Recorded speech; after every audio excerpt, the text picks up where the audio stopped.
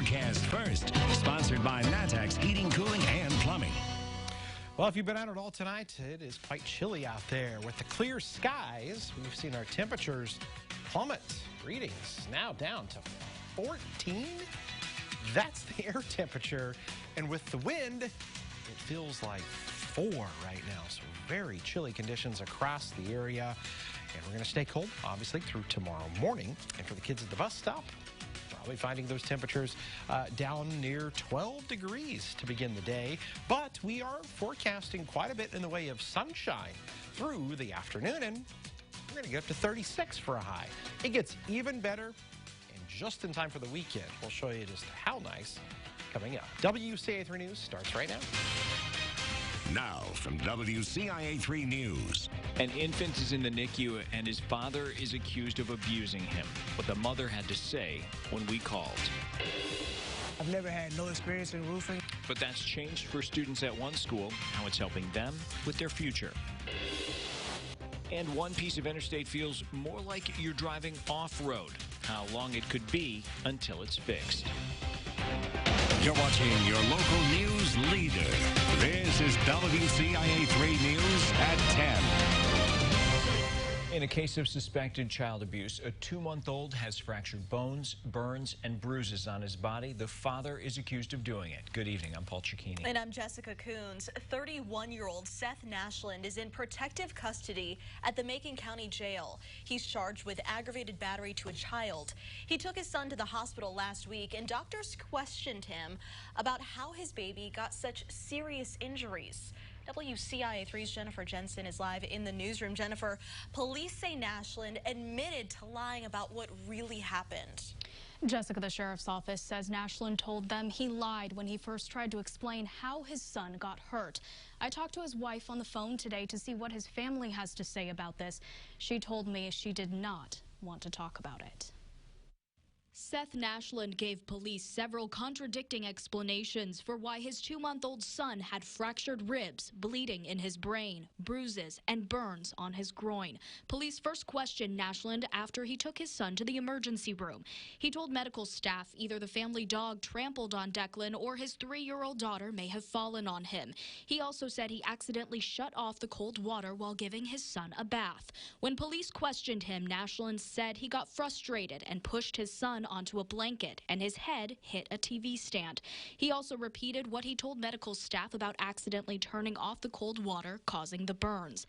Police later looked through his phone. They say he searched, "How long do you go to jail for infant abuse?" When the sheriff's office questioned him again a few days later, he told officials he lied about either the dog or his other child falling on his son. He said he got upset and shook Declan, causing his eyes to roll back into his head, and that he pushed the baby to the ground and his head hit the TV stand. Then he repeated the explanation about the burns from the bathwater. Doctors also discovered Declan had a recent previous brain injury. Nashland explained that may have happened when he was carrying his son down the stairs, slipped, and that caused Declan's head to hit the wall.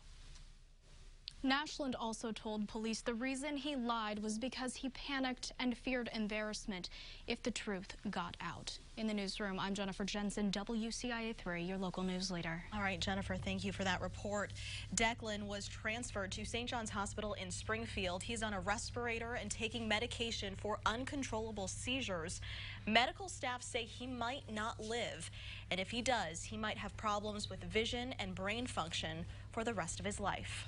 A man in St. Joseph who entered a guilty plea for child pornography is awaiting sentencing. Nathan Ingold was indicted last year by a federal grand jury before pleading guilty. Investigators say Ingold stored and sent explicit images of kids online, among them toddlers.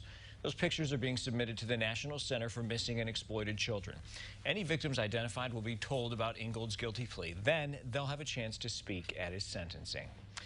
A fire department says a man facing charges for sexual exploitation of a child is not affiliated with it. Cole Montgomery claims to be a member of the Bismarck Fire Department. The chief says Montgomery went to scheduled training at the fire station from 2016 to 2017. He was let go from the department because he could not pass probationary testing and discipline issues. An officer in Riverton faces charges of aggravated battery and official misconduct. Authorities say on February 5th, Grant Peterson grabbed a man by the neck and headbutted him. That man was hurt. Peterson has been released on bond. If convicted, he could face up to 5 years in prison. A protest was planned for tonight outside of CAMS on the U of I's campus. People were upset over leaked screenshots of a group chat between employees that had racist comments. The messages were shared on social media and quickly spread.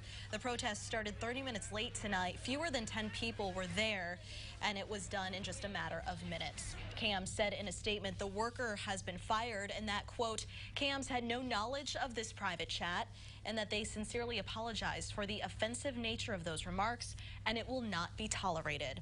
Now for a follow-up from last night, EIU police are investigating white supremacist pamphlets that circulated campus. Flyers were found yesterday with hate speech, swastikas, and the phrase white power. Students say they were scattered primarily around Greek Court. Police are still looking for leads on who did this. Depending on if they were students or not, EIU says they will punish the offenders to the extent of university policy. Now, the president of EIU sent a message condemning those flyers. He's also responding to an incident with a student athlete. EIU swimmer Jalen Butler says 6 police officers forcefully held him to the ground with guns drawn. He was on the way home from a swim team conference when this happened. EIU President David Glassman said in part, quote, EIU's support has been multidimensional in assisting Jalen and his teammates with the emotional understanding and healing needed from experiencing such a traumatic event. I want the university community to know EIU's steadfast support for Jalen will continue throughout his journey, end quote. The ACLU is suing those officers and deputies on behalf of Jalen Butler. Drivers have concerns about a stretch of road, and IDOT is doing something about it. It's near I-72 and Argenta Road. Last summer, IDOT fixed buckling caused by high heat. It also closed lanes while it worked on the road. Now it's working on a project to reconstruct the pavement. Drivers say they are hoping for a smoother ride. All the road is nice. This is the only issue that we have right here is very bumpy. There's like when you have a cup of coffee on your holder, it will flow all over. IDOT says it's not sure when construction will start, but it will happen between now and 2025. A deadly intersection in Moultrie County is getting an update. IDOT said the intersection where Route 32 and Bruce Findlay Road meet will become a 4-way stop. This comes months after a 5-year-old and a woman died when a school bus and SUV crashed. There's a petition that's calling for more. Over 10,000 people signed the petition that calls for a stoplight at the intersection. The author of the petition says it is the safest way. I think people run stop signs all the time, and I'm sure they run red lights too. But if everybody had to stop at the same time for more than a minute, we might have less accidents here. There's no timetable for when the stop signs will be installed. IDOT says it should have a better idea later this year. It's already removed a few road signs it thought was obstructing the view of oncoming traffic. A Champaign school bus was delayed this morning because a student had a pellet gun in his backpack. District leaders say it was a student from Dr. Howard Elementary. They showed the pellet gun to a classmate who told the bus driver. Police were contacted. They searched the student's backpack and found the pellet gun, but did not find any pellets. In a statement to parents, a district spokesperson said this is being addressed through the student code of conduct.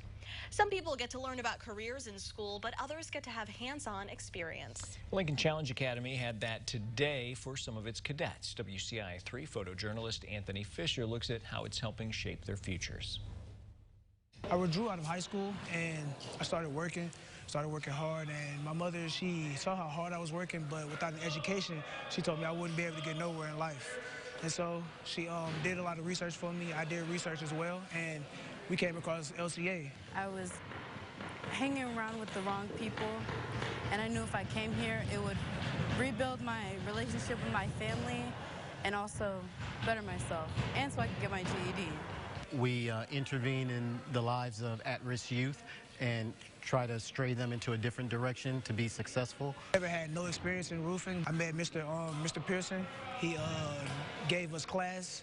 We did hands-on, so it was a little bit of both, and we just learned a lot. Right now we're doing commercial, that's like flat roofing, and me coming in as not knowing anything as an amateur, I came out with a lot of knowledge. I know a lot about roofing. So our goal is to give these cadets the basic skills needed to join a roofing crew upon graduation if they so desire to get into that field. We're training them over about 40 hours in this session. We're doing commercial low slope roofing, but we're also coming back and doing residential steep slope. and then a third session on solar integration. And our goal is to help find these young men and women employment opportunities once they graduate the academy. There are 18 students enrolled in this phase of the program, which is good because the roofing director says there is a shortage of skilled labor in their industry across the U.S.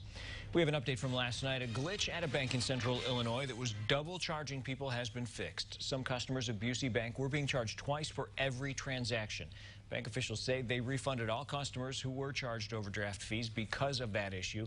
Only customers, however, who bought things on Monday with their debit cards were affected.